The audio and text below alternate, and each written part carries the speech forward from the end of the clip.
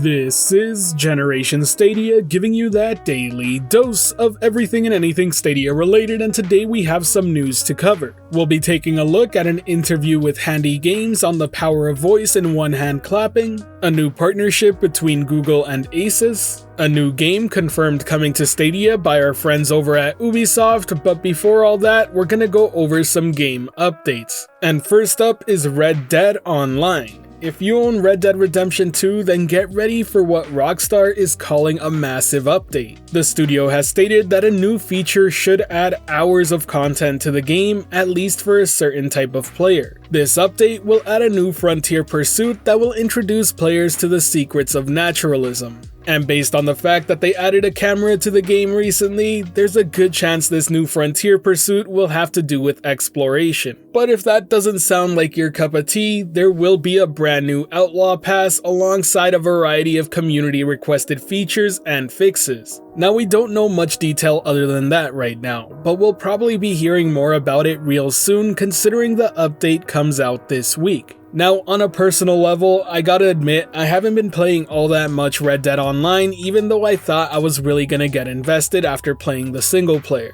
Much of this is due to the fact that there's been quite a bit of negativity recently within that online community due to the lack of updates that have been happening. That said, there are many who are excited for this update, and I'll probably hop on to check it out and see if I enjoy it myself. Now, to be fair, Rockstar Games has stated that this is the first of many big updates that they have planned down the pipeline for this year. But I do have a question if you're playing Red Dead Online on a frequent basis. What do you think of this news? Are you excited, or do you think they're gonna drop the ball? As someone who's curious about getting invested into the online component of the game, do let me know your thoughts down below. I would appreciate it greatly. But now let's move on to the next bit of gaming news, and this one is about Dirt 5. What you're seeing right now in the background is a new trailer and first look at the Pathfinder events within Dirt 5. The trailer itself mentions that Pathfinder events represent the most hardcore and rough terrain throughout the whole Dirt series. And based on what we were shown here, it certainly is. This is a pretty intense hill climb. But I think the most important thing to take note of here is how different the gameplay is on Dirt 5. It certainly seems like more of an arcade racing experience than anything else. As a side note, some things that certainly stood out to me about this gameplay is just how beautiful the game looks. And I'm not just talking about the graphic fidelity, which looks great, but I'm talking about the color palette and how it just pops out. I cannot wait to see what this game looks like with HDR enabled. It was also extremely neat to see just how dynamic the time of day is. When the race began, the sun was out, and by the end, the stars were in the sky.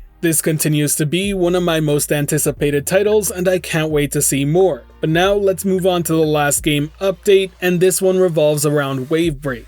Now, you may remember that I talked about this game on the channel and even gave my thoughts on how it played. One of my takeaways along with the rest of the community is that it can certainly be a bit difficult to get into if you aren't a veteran of the Tony Hawk Pro Skater series. Well, it looks like the developers are starting to take that user feedback and implement it into the game for a better onboarding experience. But there's quite a bit more to this patch than just making it easier for users to get into. You can see the full patch notes right now, but some of the key highlights are HDR support, a biggest combo stat, and adjusting the grinding difficulty for lower stats. On top of that, it's super nice to see the improved loading times for getting in and out and restarting a run. All in all, it's really good to see that the developers continue to update this game and are working on more updates following this one as well. The fact that they took user feedback and implemented it so efficiently and fast is always a really good sign, and it really does showcase just how much they care about their game and their fans.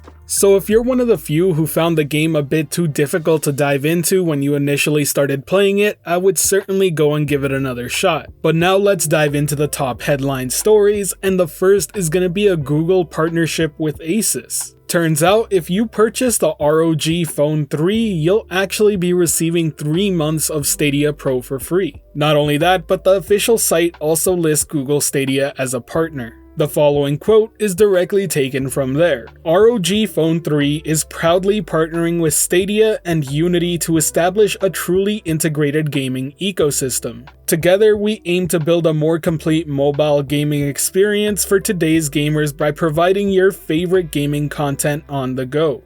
Interestingly enough, this isn't the only phone company that's making mention of Stadia as of recent. You see, Nokia also has a promotional ad talking about 5G and includes talk about Stadia. Their promotional ad says this: "Live life with less lag. Play Stadia games without distraction, stream films and share content using 5G, plus the Qualcomm Snapdragon 765G modular platform is optimized for 5G, so you'll always be ready for what's next."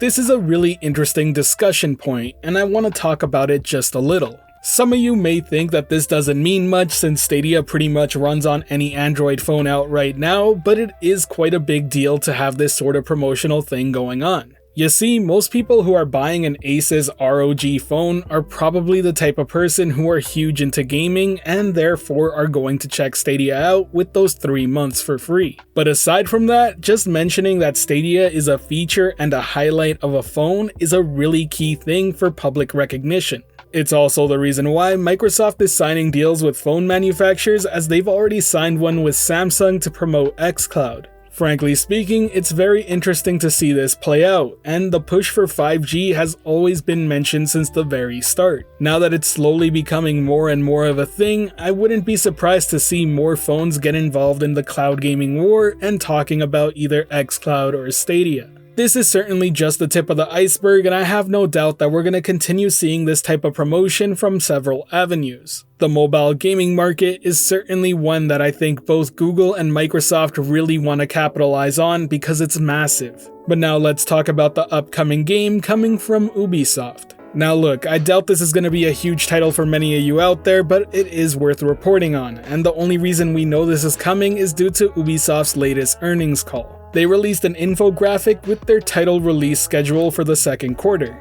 This covers July to September, and within it was Uno for Stadia. Look, I understand many of you probably won't be excited for this title, but I do prefer Uno over Monopoly, and I actually think it's a pretty fun card game. Either way, the only other interesting tidbit to pull out of here is that Hyperscape is listed for the PS4, Xbox One, and PC, but there is no Stadia in sight here. That definitely makes it sound like we won't be getting Hyperscape, at least not yet. But I should also point out that Ghost Recon Breakpoint Episode 3 also doesn't show the Stadia release, so it may just be a misprint. Either way, we'll probably be hearing more about that game, Breakpoint, and Hyperscape soon for official confirmation. I say we just wait it out a little bit more. The last bit of news will come directly from the Stadia community site, as they had an interview with Handy Games about the power of your voice in one-hand clapping. Now before we take a look, I need to remind everyone that this is an indie platforming game but with a very big musical twist.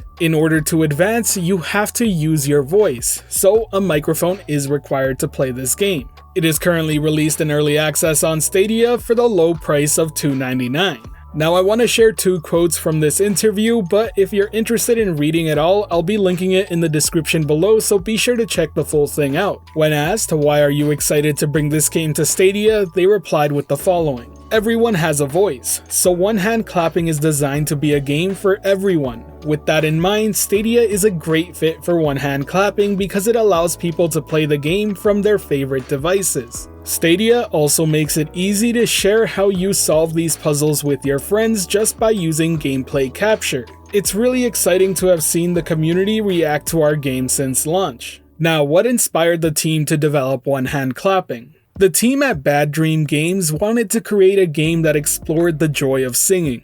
Singing is something magical that everyone can do, but typically we don't sing unless we're in the shower or the car where no one can hear us.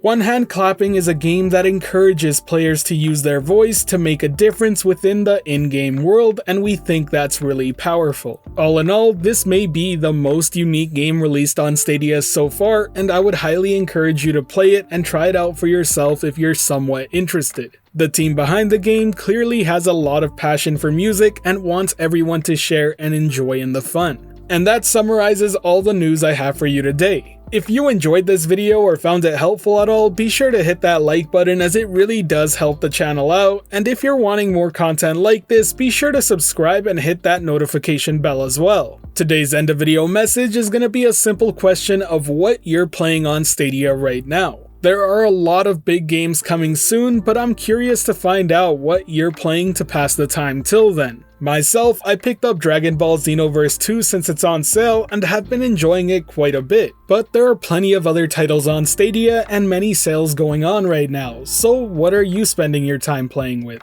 So let me know in the comments section below. I look forward to your replies. As always, thank you for watching. This has been Generation Stadia, giving you that daily dose of everything and anything Stadia related. The Gen S community is over 4,700 strong and growing by the day, and until next time, I'll catch you in the clouds.